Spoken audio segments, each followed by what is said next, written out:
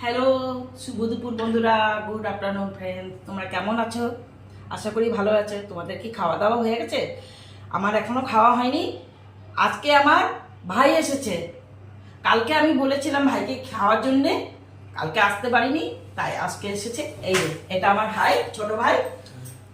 আমার 2 বোনের ছোট, 3 বোনের ছোট আমার ভাই ভাই এসছে। তাই আজকে আমি রান্না করেছি। দেখো বন্ধুরা, আজকে দুপুরের মেনু হচ্ছে আমার, দেখাচ্ছি তোমাদেরকে। এটা করেছি খুতুরা শাক বলে, আমি জানি না খুতুরা শাকে বলে, এটাকে রসুন দিয়ে করেছি।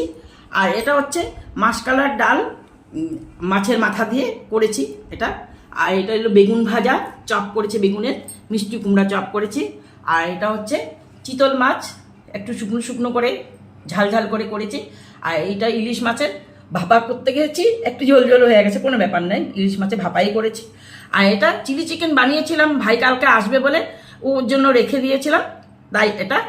আর এটা হচ্ছে চাটনি, আর টমেটো চাটনি। আজকে দুপুরের মেনু হচ্ছে এটা, দুপুরের মেনু এসব।